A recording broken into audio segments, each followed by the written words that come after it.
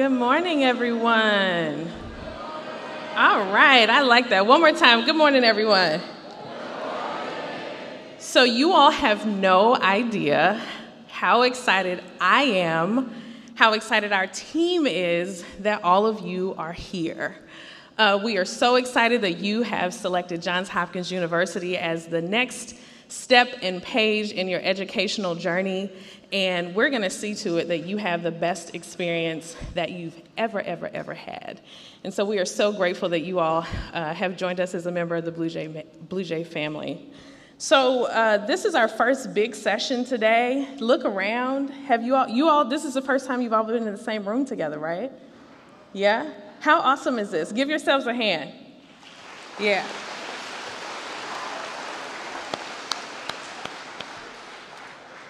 All right, so I have the privilege and the pleasure of introducing your very first speaker for new student orientation, Dr. Jasmine Lee.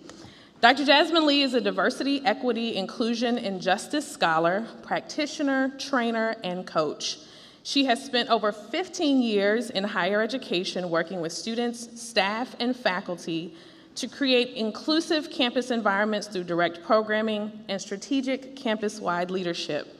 Beyond higher ed, Dr. Lee works with K-12 institutions, nonprofit organizations, and faith-based communities to provide training, consulting, coaching, and organizational change services, partnering with clients to curate unique, engaging solutions that lead to sustainable, measurable change. This is the most fun part about her. Dr. Lee is a whole human who loves cartoons, traveling, laughing at corny jokes, you'll hear a few of those, hanging out with her puppy Remington, and spending time with family and friends, and members of her sorority, Delta Sigma Theta Sorority Incorporated. More than anything, Dr. Lee wants people to know that she believes in world-changing and redeeming power of radical, revolutionary love, and asks you to consider the words of Valerie Kaur. Revolutionary love is the choice to enter into wonder and labor for others, our opponents, and for ourselves in order to transform the world around us. I have no doubt that each and every one of you is going to transform the world around us, and we are so excited about it. So please join me in welcoming Dr. Jasmine Lee to the stage.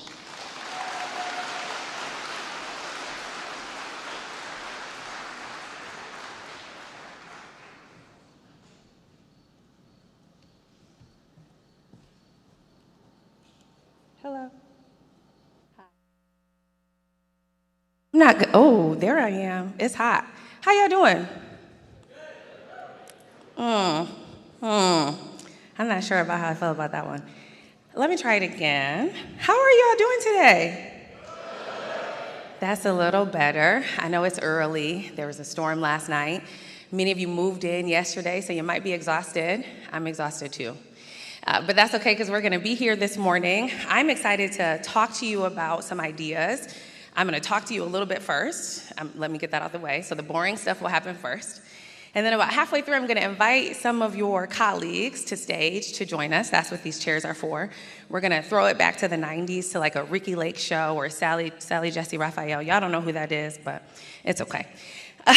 So let's get started. So as you see, we're going to be talking about radical love and belonging this morning. This idea, this framework, this set of practices that can help us think about how we can cultivate the type of community that we want to have here at Hopkins.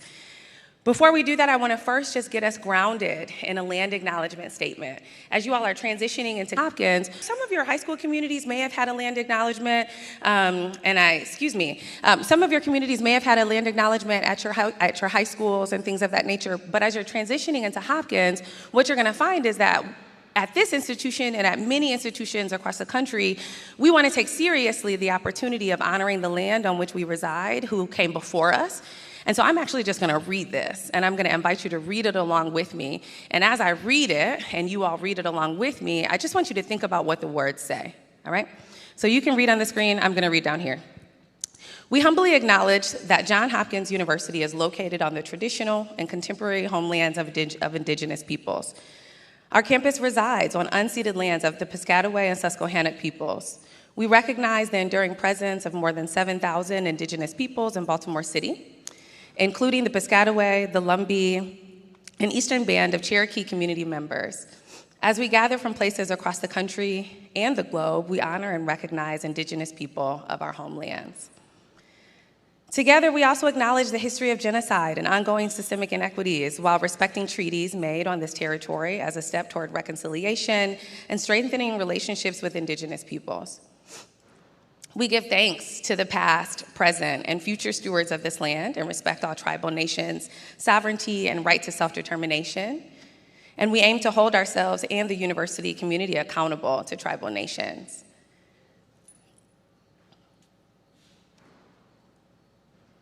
So before we move on to the next slide, I just want us to just take a moment to breathe that in. Take a deep breath in and take a deep breath out. Part of that is because as you all are reading and thinking about that land acknowledgement and kind of leaning into this journey, this new journey at Hopkins, is because I also want you to think about what does it mean to recall, right? What does it mean to remember? What does it mean to tell the stories of people's lived experiences that are otherwise rendered invisible, right? And so when we pause for a land acknowledgement, it gives us an opportunity to recall and remember. So now I want to talk to you a little bit about who I am so that you have a sense of who's talking to you, why I might be here. So on the screen here is a bunch of stuff about me. I'm not going to talk about every part of it, but there's a couple of things that I think are useful to know about my story. On the right-hand side, that's me and my very first roommates. I was at college down at Jackson State University, and then the one on your left-hand side is actually me when I graduated with my PhD, and those were the first set of first-year students that came with me when I started my PhD and traveled with me for 4 years. And so we essentially graduated together that year, and so that's what those pictures are. But let me give you some big picture stuff. My name's Jasmine Lee. I use she and her pronouns. I'm from the state of Michigan. Is there anybody else here from Michigan? There were a couple the other day, a couple over here. Shout out to y'all. It's just 3 of us. Shout out to the 3 of us. I'm from Michigan. I moved to Baltimore in 2018, and so I have been in this area since then. For college, as you kind of see, I went all over the place. I really did. And so if you are a transfer in the room, if you're first generation in the room, if you don't actually know what you're going to major in just yet, all of that is fine. I am proof that you will get a job. So I transferred twice. I started at community college, and then I transferred down to Jackson State University. That's 15 hours away from home to an HBCU. Then I got pretty homesick, and my dad got sick, actually, and so I decided to transfer back to Michigan to an institution in Michigan. So that was the second time I transferred. Along the way, I changed my major about 6 times. So I was really exploring and trying to figure it out. And all of that exploring actually brings me to the moment that I am here with you right now, because as a part of my exploring, I got a job on campus. I worked at the Center for Multicultural Affairs. That's when I learned about these ideas around diversity, equity, and inclusion, belonging, where I learned about language like systemic this and systemic that, oppression, racism, whatever. All of that stuff happened for me in college. The same thing at college is where I met my best friends, my closest friends, my homies, right? The people who will be in my wedding, the people who are my dogs, well, not all of the people I met in college, but some of them who are my dog's emergency contacts, right, and all of that kind of stuff. And so in college, I made all of these really beautiful and meaningful relationships because I was kind of all over the place, because I was exploring things, because I was curious, right? Because I was asking all of these questions about who am I? How can I belong here? What are the things about me that need to change, need to shift, need to evolve, right? And I was able to do that at college in community with other people. As a part of this journey, I came to understand this idea, or was introduced to this idea or this concept around radical love. Radical love and belonging. And so that's what we're going to talk a little bit about today. And radical love and belonging as a framework is really grounded in our commitment to human dignity. So it's not really about like romantic feelings or anything like that. It's really about saying, I'm a human and so are you, right? And for no other reason than that, you deserve dignity. You deserve my respect, right? You deserve my attention, right? You deserve my care and concern, right? That is this idea that we're going to talk a little bit about today. But before we do that, I want to just get a sense of where you are at in the room. So if you'll take out your phone for me, we're going to do a quick little check-in. Earlier, I mentioned Ricky Lake and Sally Jesse Raphael, just to say that I'm older than y'all. And So with that in mind, one of the things that I also love that's interesting about me is that I'm kind of obsessed with The Office, which I know is also like an aged reference, but that's okay. It's got reruns these days, so you probably have seen it. Michael Scott is my favorite kind of boss. And so today I want you to use the Menti and check in for me. Use that code at the bottom. For those in the back, I'll read it to you. It says, go to menti.com, menti.com, and then use code 418000443. And I just want you to select a number. Which Michael Scott mood are you today? And I'm actually going to invite Dr. Brown to bring me my phone back because it's in her pocket. Y'all give Dr. Brown a round of applause.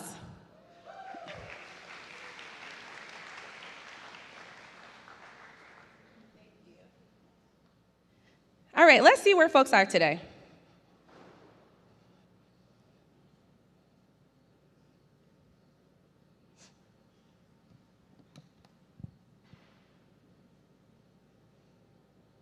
All right, so we've got some folks in ones. Who was a one in the audience? Just one? There were more ones. Okay, there we go. All right. We've got some twos. Maybe some folks are a little bit nervous. We've got some sixes. People are kind of excited to be here, maybe curious. We've got a seven, like a superhero face going on. You're like ready to take on the world, I suppose. Right? You can decide what these words, what these faces mean, but I just wanted to get a sense of where folks are, how folks are feeling for today. The truth is, if I'm your first speaker, right, and you came in last night, you probably have a lot of feelings, is the truth, right? So some folks might be here that are really excited to get started, and there might be folks who were like me, really nervous, right? Some folks who came from across the country, who came across the world to be here, and perhaps are away from their family for the first time.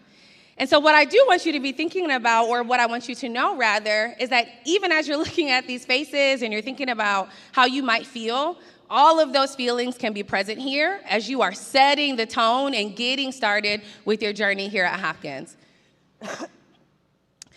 So you cannot really see it, but in the captioning there, underneath the caption is a photo from the Diversity Day episode, which is the funniest episode to me in the world. And the reason I wanted to have that image is because on most campuses right now during orientation, they're talking about things like diversity, equity, and inclusion. They're talking about things like racism or microaggressions or whatever. We're going to save some of that for you all to do when you get here, for you all to dig into some of that with each other as a part of this community. And so instead of talking about this, and the other thing that's really interesting too, the truth is you all are actually the most diverse generation so far. So actually there's probably things about these words that you all can teach us, right? That you all are helping us to understand more deeply, more fluidly, right? And so that's not why we're here to talk today. Instead, I am here actually to present an argument for you. And I'm going to ask some of your peers in a few minutes to join me in presenting this argument. And as a part of this argument, what I want you to think about is less about the things on this campus that we don't want to see, right? Like we don't want to see microaggressions. Maybe we don't want to see people feeling excluded. We don't want to see discriminatory behaviors, right? So perhaps those are the things we don't want to see. But instead today, I want us to be thinking about what is actually that we want in its place, right? Instead of thinking about all the things we're fighting against, all the things we want to dismantle, what is actually the world that we want to create? What is the world that we all deserve? What is the world that you want to experience here at Hopkins? Perhaps it's one of radical love and belonging, but let me just make this argument. What is radical love and belonging? Radical and revolutionary love, and I read this, or Dr. Brown read this quote by Valerie Quire at the end of my bio. And this is kind of where some of my ideas are coming from, Valerie Quire, Bell Hooks, some other folks. But radical and revolutionary love is about the pursuit of justice, inclusion, and equity in the name of love, right? Instead of like in the name of hate or anger, right? It's actually in the name of love. It is action-oriented, and it's focused on creating spaces where people can live and belong as their whole selves, right? That is to say that in this space, there is no expectation that you change who you are, you change how you speak, you change what you look like. In fact, we are inviting you to become more and more and more yourself as a part of this journey, right? Radical love and belonging honors the inherent dignity in all of us and centers the Swahili idea, Ubuntu, which is to say that I am because we are, right? That says that we are all interconnected, and we only belong here when we all belong here, right? Or I've heard people say that we're only free when we're all free, right? Same idea. So sense of belonging, mattering, and love contribute to student success, retention, and graduation rates, right? So even as you're thinking about being academically successful here, all of you all are coming here to graduate with a degree, maybe two, right? In order to be academically successful here, you actually have to feel like you belong here. Maybe you didn't know that, but I'm here to tell you that that is the truth, that is the case. Similarly, if you're working on campus or for staff in the room, a sense of belonging and love contribute to staff well-being. It contributes to job satisfaction and retention, right? This part is really important at the bottom. The absence of sense of belonging is typically described as a sense of alienation, rejection, social isolation, loneliness, and marginality, which all have been linked to dissatisfaction, low self-esteem, depression, and substance abuse. So part of the reason why we actually wanted to have this conversation with you all this year as you're transitioning into Hopkins is because we know that we've had a tough year, right, as a global society. But on top of that, as much as you all are the most diverse generation to date, what we also know, what the Surgeon General tells us, is that we are experiencing skyrocketing amounts of loneliness, disengagement, isolation, right? And so this is our opportunity to reset what it means to be a part of a community here at Hopkins. So I'm going to offer you two big quotes. This one's super mushy. I know. I know it's super mushy. And you're probably like, what? This has no place here. But just go with me for a second. Just go with me for a second. So L.A. Maddox says, radical love is love that's full, all-encompassing, and given without criteria or strings attached. Do me a favor, close your eyes. And I can see all of you, so I know if your eyes are not closed. That wasn't the truth. I can't see the people in the back, but close your eyes for me. I want you to travel back in time. Travel back to a time where you felt deeply loved. Travel back to that time where you felt deeply cared for. Travel back to that moment where nobody was asking you to give them back anything in return. Nobody said, if this, then I'll care for you. Nobody said that.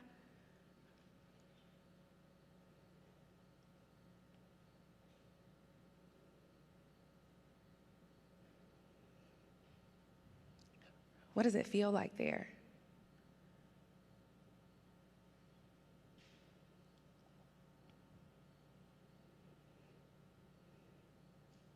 Before you open your eyes, I'm just going to add a little bit more to this thing that you're considering. And next is this idea of a sense of belonging, defined as a sense of fitting in or feeling like you are an important member of a group. Concerning equity, belonging is the feeling of security and support and sense of acceptance.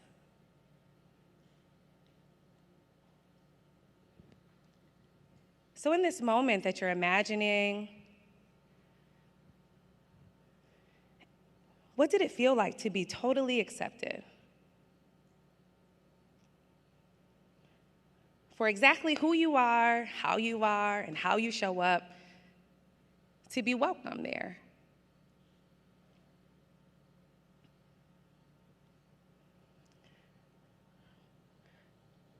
Go ahead and open your eyes.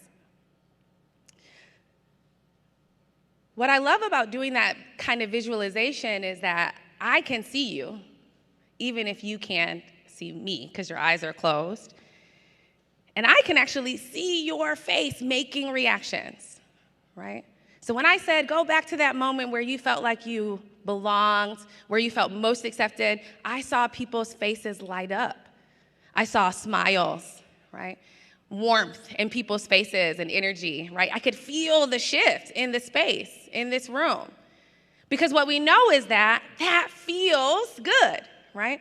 And when we feel like we belong in spaces, we actually have physiological reactions. Like our body actually responds, right? We have higher dopamine levels, those happy chemicals that people talk about, serotonin and all that kind of stuff, right? And so that's why we know that it is important.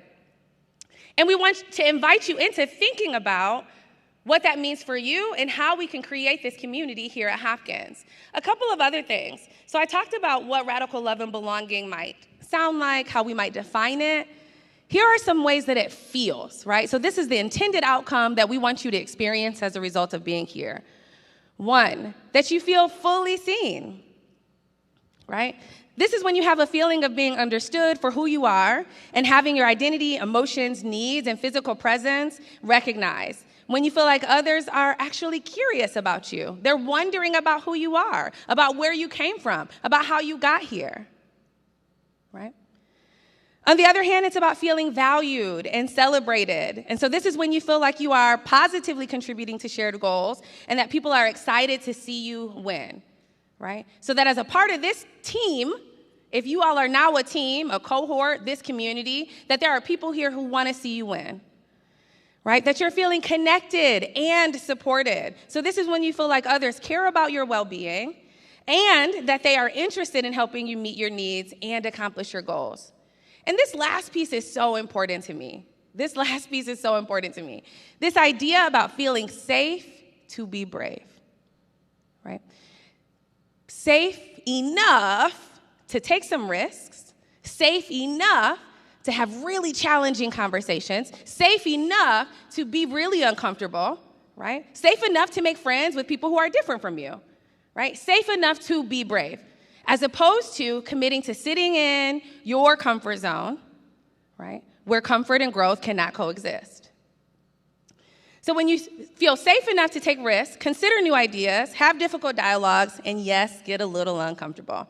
And we'll hear some examples about this in just a second. So with this in mind, I'm going to go ahead and invite our friends to the stage. So if you have volunteered, come on up. And as folks are making their way to the stage, I'm going to invite you all to give them a round of applause. Come on up. Come on up. Come on up. That's right. If you see your person, your partner, your FYM, shout them out.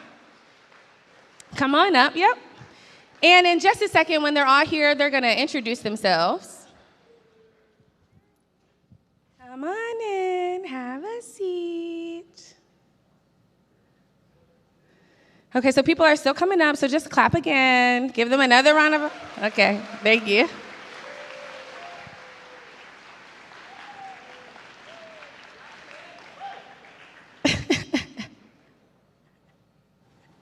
I love that thumbs up. All right, so let me just start with this mic down here. I'm going to ask them to introduce themselves. If you will just share your name, pronouns, what year you are, and your hometown. And your major. Okay. Hi, my name is Chiso. I go by she, her pronouns. I'm double major in psychology and behavioral biology. And I grew up in Nigeria, but I'm currently living around Philly area. And I think that's all, right? Thank you.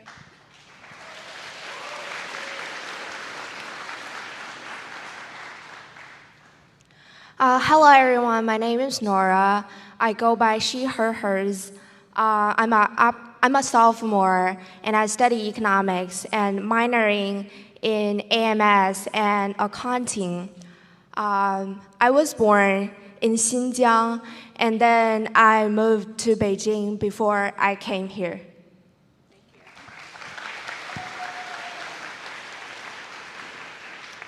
Hi, my name is Buse, and I'm coming from Turkey, and I'm an international student. I'm also an incoming sophomore, double majoring in chemical and biomolecular engineering and computer science. I go with she, her pronouns, and I suppose that's it.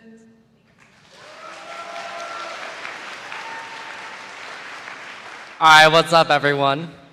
My name is Tim, and I'm studying public health. Sorry if that was a little loud. I'm studying public health. I'm from Vancouver, Washington, and my pronouns are he, him.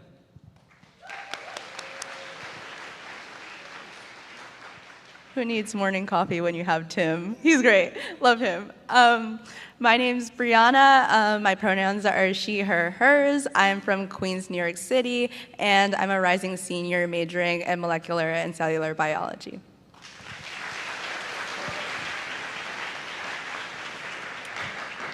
Hi, my name is Stephanie. I use she, her, hers pronouns. I'm not on the screen, but I am on the panel, so don't forget me.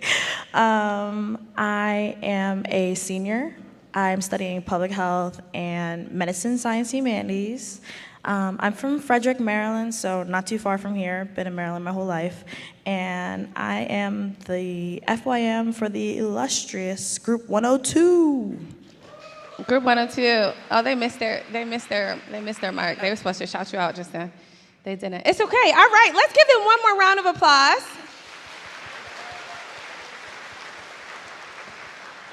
So part of why you're giving them a round of applause is not just because they're about to sit up here and share their thoughts and share vulnerably and things of that nature, but actually because they just volunteered to do this like 2 days ago. And so we appreciate their engagement and willingness to communicate some ideas with us. So let's get to the first idea. So as a part of this framework called Radical Love and Belonging, there's a couple of practices that I want to present for you, right? And this is a part of the argument that I'm making. At the end, I'm going to be asking you if any of these practices feel realistic to you, how you might engage them as a part of your journey here at Hopkins. So pay, pretty close attention here. All right, so first up is practicing critical self-reflection. And critical self-reflection helps individuals consider how their past experiences shape their beliefs, values, perceptions, and biases. So that means that as a part of this transition, as you are coming into the collegiate experience, you're transitioning into Hopkins, practicing critical self-reflection says to you, who am I? Where am I from? What does being from Michigan have to do with how I experience the world? Right? Well, I'll tell you that being from Michigan, you don't know how conservative it is until you get out of it. Right? You actually don't. You actually don't know how segregated Michigan is until you get out of it. Right? And so as I was transitioning, even in adulthood, transitioning to Baltimore, very different from Michigan, I had to say to myself, what are my expectations? What are my norms? What are the things that have influenced how I believe the world is supposed to act? Everything about Michigan, right? And so me having the opportunity to practice some critical self-reflection and think more deeply about what are the biases I carry and the assumptions I have about the world and how they influence how I interact with the world, right? It helps put me in a position to think more deeply about how I'm showing up and if there are any behaviors I need to change and adjust. So one of the questions that we have for our panelists here is how have you learned more about yourself since being at Hopkins? And have you seen any critical changes in yourself as a result? Who's going to answer this question for us? I can go first. Let's go. Okay, so what I've learned about myself at Hopkins, it's probably how to be independent. Like my whole life, I went to boarding school in Nigeria, so like I was already used to the teachers not telling you what classes to go to. I'm like, oh, I'm such an independent person. And I guess Hopkins helped me redefine what independence means, especially in the aspect of being an independent thinker. I noticed, like, as someone who likes to be the best in what I do, I noticed I started comparing my progress to others around me. So be it in classes, the research experiences they have, and even the background they came from, because I felt like I wasn't up to par to kids who went to private school in the US. And I realized, especially after freshman year, that everyone has their own paths, their own goals, and what matters the most is how you achieve those goals. You can use the people around you as the resources to help you, get to where you are, but comparing yourself to them is like a downhill road. Yeah, thank you so much. Let's give her a round of applause. Did somebody else want to add? Go ahead. Were you going to add to this question? Yeah, go for it. I think as an international student, my life was changing a lot in the past year before I came to US and Hopkins. I've learned a lot about myself by experiencing different things and also meeting with different people. I would say the biggest change for me is that I feel like I basically threw all the expectations and achievements away in the past year. So I took a mindset of starting from nothing and taking everything with gratitude. Yeah. Thank you. Yeah, give her a round of applause. Marvelous. And so when we're thinking about, we've heard some examples coming from different countries, coming from a different background of whether or not you're being in a boarding school or a private school, right? And so oftentimes we think about and we consider diversity only based on the things that we can see. When in actuality, there's so many other experiences that we might be having that can inform how we experience this campus and our expectations of this community. So the next thing that I want you all to be thinking about, first, I want you to be thinking about practicing critical self-reflection, so being curious and wondering about yourself, right? Next, I want you to be thinking about then, how do you tell your story? So first, I started off giving you a little bit of an introduction of myself. I kind of said some things about who I am, where I went to school. Dr. Brown told you I had a dog who I love. I'm kind of obsessed with him, all of this stuff. The truth is that when I tell you about who I am, when I share with you about my background, that helps us develop a deeper connection, right? That connection, that relationship, that vulnerability is what saves us when conflict arises. It's what saves us when things get challenging, right? It's what helps us become the kind of community that we want. It's actually by living our story and telling our story, which means to show up as our full self, right? And not to mention the fact that when you show up as your full self, you actually give everybody else permission to do the same. So there might be some aspects of you that you've actually been hiding even before you got here, right? Perhaps there are ways that you long to evolve that you can finally do here, right? Because this is a space where who you are actually matters. So the question that I want to ask to the panel, as we're thinking about cultural storytelling, living our story, being authentic, telling our story, living our truth, I want to know, what does it mean to show up as your full self? And how can someone do that here at Hopkins? Go ahead.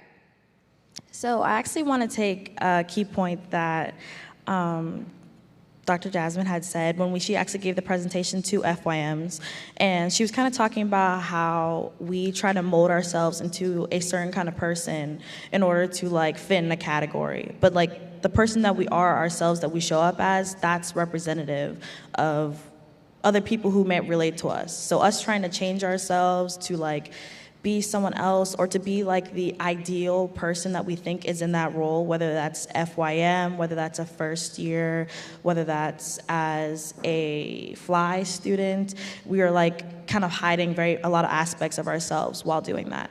So I grew up in a very white town, very white community.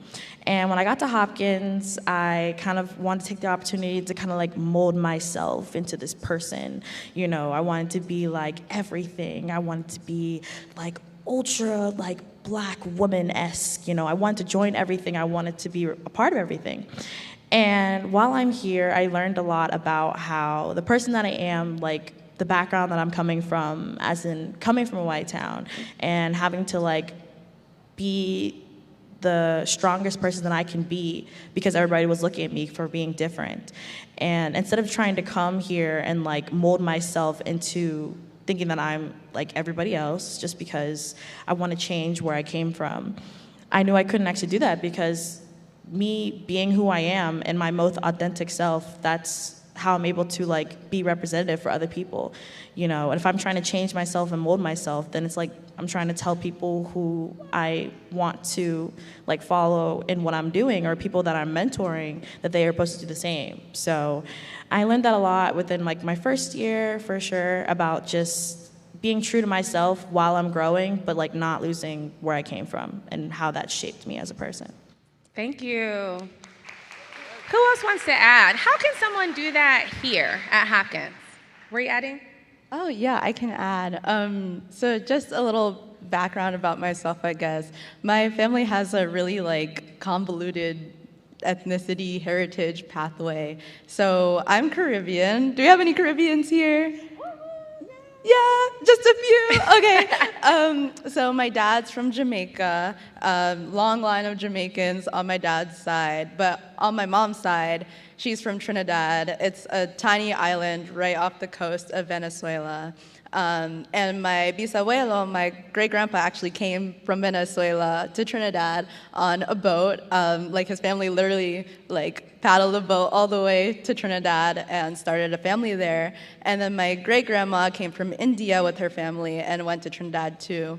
And they started this whole family. They took their Venezuelan Indian heritage, mixed it with Trinidadian, and then my dad came about. They made me. So it's really interesting when people ask me where are you from? Because I'm like, it's kind of a long story. I'm like kind of this, I'm kind of that. And I remember when I came to Hopkins, it was at first really hard for me to identify with any one group because there was the Caribbean Cultural Society, there was BSU, there was also Latino organizations, but at first I felt like I couldn't go to any one group and feel seen. And it took a little while for me to, have pride in all of my different cultures. But I think at Hopkins, there are multiple spaces to do that. So we have we have centers for cultural diversity. We have the CDI, and just being able to go to events like BSU events. We have a barbecue every year. We have Carnival, for anyone who's Caribbean. Just going to all the different cultural events and seeing people who kind of reflect my own culture, but also my other friends who aren't from those cultures who enjoy those events just the same. I think it's just great to see everyone sharing each other's cultures. And yeah, there's also an event in the rec center celebrating Indian culture during Diwali, and it's an amazing event. I encourage you guys all to go, whether you're Indian or not. And yeah, I just learned a lot about being able to take pride in all of the different aspects of your culture here at Hopkins. Thank you. Yeah. I love that so much. And what I love about that so much is because, in other conversations, people talk about this idea called intersectionality. And we're not here to talk about that today. But what I love about what you just shared is that you just gave an example of honoring how we all live at multiple intersections of identity, right? And so there's not one singular thing that can identify who we are, how we experience the world, or how the world experiences us. And in fact, when we leave our home spaces, when we leave our family, when we leave people who are just like us, we begin to interact with people, and that can actually make parts of our identity more important or less important over time, right? Let's get to this next question. So the next practice, so we talked about practicing critical self-reflection. Then I asked you to think about sharing your story, so this practice of cultural storytelling.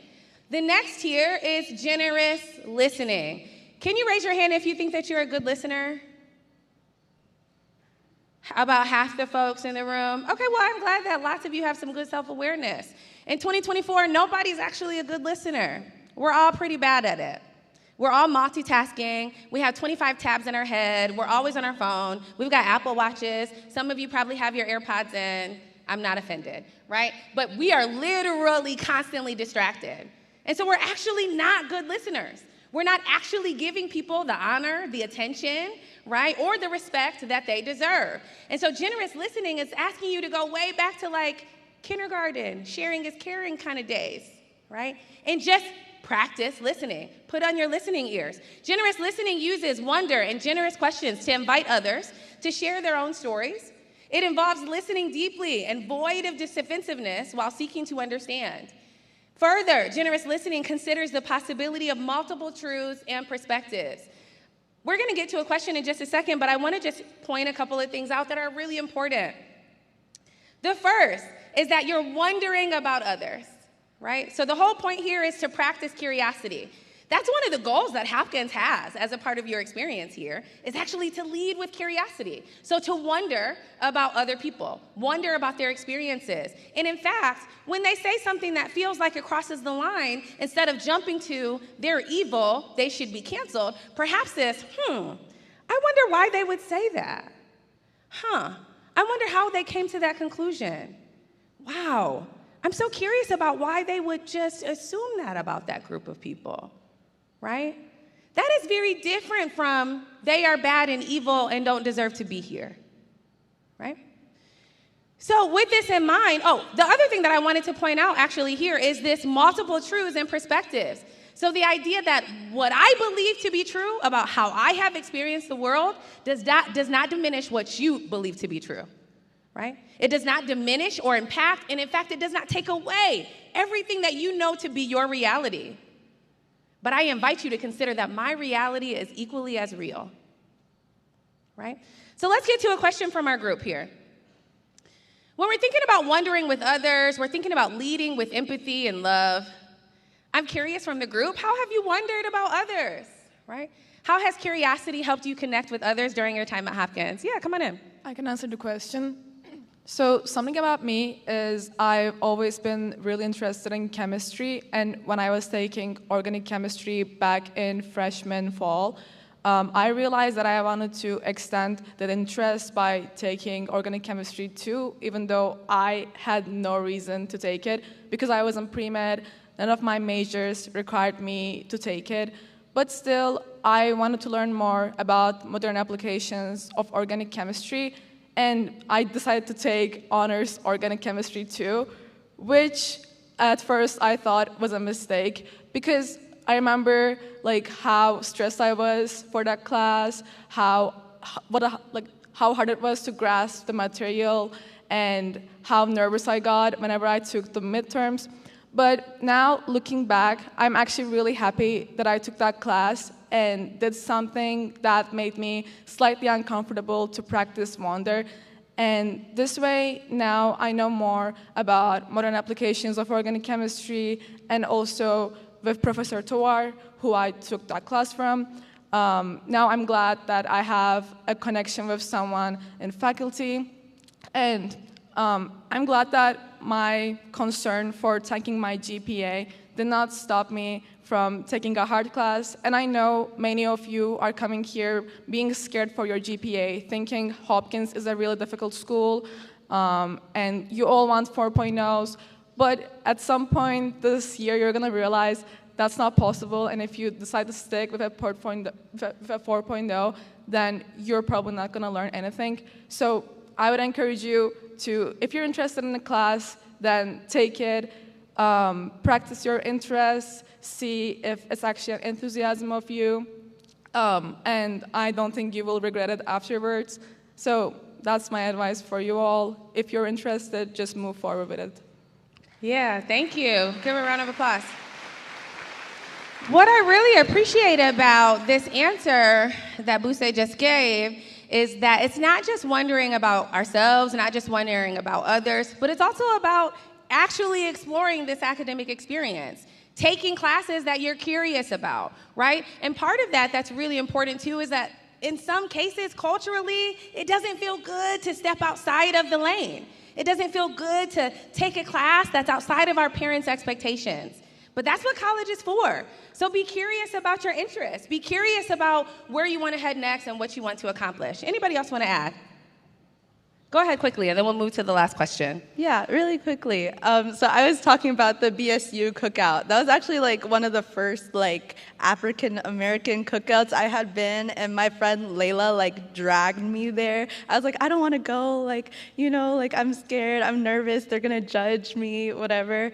But I went, and they were all doing a dance. When you go to a cookout and everyone's doing the line dances. Yeah, and they started doing the electric slide, and I had never learned how to do the electric slide, and everyone was like, wait, just follow me, and I started getting into it, and I realized this is gas, this is fire.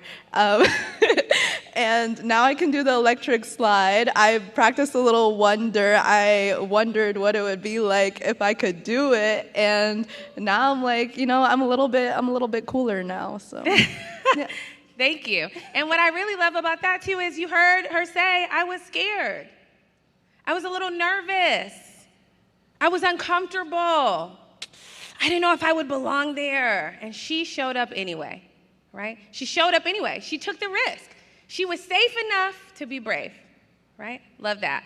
All right, last comment here, last practice. I'm going to invite you to commit to loving accountability. Loving accountability prioritizes relationships, and it asks us to call each other in instead of calling each other out. It actually involves owning mistakes and acknowledging impact along with intent. Impact means that I'm acknowledging that I stepped on your foot, even though I did not mean to step on your foot, right? I still did, and I'm saying sorry, right? Finally, loving accountability accepts shared responsibility for cultivating the type of accessible, diverse, inclusive, and loving institutional culture that we all deserve here. That means we're calling each other in instead of out. Calling in means you matter to me, and that behavior doesn't belong here. Let's talk about how we can change it. Calling out says, you don't belong here, you're wrong, get out, right? So we want to call people in instead of calling people out. That we want to own our stuff. That means that every step of the way, we might step in some mud. I might make a mistake right now as soon as I get off the stage. And my job is to own it and say, you know what, my bad. And I will do better, right? I will do better. I will be different because that's what this community deserves. So let's get to this last question here. How can students play their part at Hopkins? What does this look like? And what does calling in mean? And how does that help people do their part here? Who's going to get us started? Go ahead. So something about me, I'm an international student, which is making me curious. How many of you are international? You can raise your hand. Yeah, several of you. And something about the US is it is really welcoming for students. Like if you want to continue your undergraduate studies, then you apply, they encourage you to come here, and then once you graduate, or even when you're in university, when you're searching for internships, you come to realize that it's actually quite hard to find employment opportunities. Like many of them require citizenship or residency, and this really bothered me. And I'm gonna be honest, the first semester, all I did was complain about it. Wow, I cannot believe this. Why is no one doing anything about it? What am I gonna do when I graduate? But then I joined the student government, and in one of our meetings, the Life Design Lab came to visit us. In case you don't know, Life Design Lab is the place you go to get more information about employment opportunities or to plan out your career, your future plans. So I would highly recommend you go there in case you have concerns for your future career. But when I came to the meeting, I voiced this concern of mine, and ever since then, I have been collaborating with them along with the Office of International Services and also international students at Hopkins to create more resources for international students so they can navigate their job search opportunity better. And I feel like something that was really important about this was, first, I called out, I complained, and then I decided to work hard and apply to all those internships. But then I decided to call in so I could actually extend my impact to all the other international students studying at Hopkins and maybe in the future in the US. So I'm glad I called in, I formed relationships, I communicated my concerns, and that now I'm working actively to at least resolve some part of this issue. So I would highly recommend you to call in, form those relationships. If you're upset about something at Hopkins, and I guarantee you there will be things you will not like, then make a move and be the one to change it. Thank you. Yeah, thank you. Love that. Saw an issue and a concern, called in, became a part of the solution. But what I also loved about that is that you heard in her response a commitment to community care. So I'm not looking for a solution just for me, right? That's loving accountability. I'm looking for a solution for everybody else who is navigating the world in similar ways. Go ahead, Tim. Yeah, so I have a quick question. How many of you guys who have been here for a day have learned something? Raise your hand if you've learned anything. Nice. And how many of you want to learn something in this next week? So it seems like you all are pretty curious, if I have to say.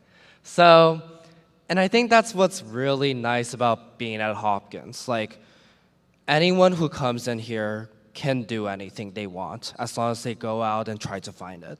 So the best advice I have for all of you guys for coming in as new freshmen, trying to figure out your place at this giant conglomerate of a university is just to wake up, get out, and get out there, you know? There's so many things that are available to you, and sometimes it's just all about being there, right? Hell, I joined a fire spinning club, and that's been one of the best things that's happened to me ever. You should follow the Johns Hopkins Entertainers Instagram, by the way. But yeah, it's just a fantastic experience that's honestly just what you make of it. So think about what you want to do here. What is it that you want to pursue? What is it that you're passionate about? What is it that you haven't even thought about trying and just want to give it a whirlwind, right? All those things are available to you, and you just gotta look within yourself. And that can take a week, that can take the entire semester, but as soon as you find that, I'm sure that you will have a wonderful experience here. Thank you. Let's give them all a round of applause. So, Nora, did you want to add something quickly, and then we'll come to a close? Go for it. Last comment. Sure. I totally agree with team, and then I feel like it's very important that you guys find a place that you think make you the most comfortable with, because in the last year I volunteered at the Threat community, which is a community helping young people with their problems, and I also volunteered at our school's Trevor Hall concert series. We got a lot of amazing concerts there. And during this time, when I am doing the volunteering, I feel like I'm the most comfortable with like all the things around me. And I also get a sense of words and accomplishment. So I hope everyone coming here could find their own place that you think you get a sense of words and you think you're comfortable with. Thank you. Thank you. Let's give all of the panelists a round of applause.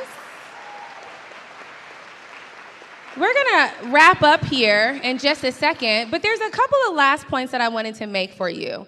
So as a part of that loving accountability practice, that last practice there, one of the points was to play your part. And so I want to invite you to play your part in a couple of very specific ways. The first is to connect to campus spaces and resources. So we heard some examples from your panelists, the Life Design Lab, right? But also campus resources like student organizations. My understanding is that there are over 400 here for you to choose from, right? So there are ways for you to get connected. I want you to get uncomfortable. I've kind of mentioned that a few times, but the truth is that growth and comfort cannot coexist. If you are comfortable, you are not growing. That's how math works, like growth math. And then lastly, be humble. Kendrick Lamar always comes in my head whenever I say be humble. I automatically say sit down. That's what happens next in my head. And so, but what I want you to be thinking about is cultural and intellectual humility. And that very simply means, like, there's actual definitions, but the definition I'm going to give you today is to just accept that you don't know it all. You don't know everything about everybody. You don't know big T truth about all things. That part of your experience here is to ask questions, right? To be curious, to learn more, to expand your knowledge, right? And growth. So we're going to go way back to the beginning as I say my goodbyes to you all.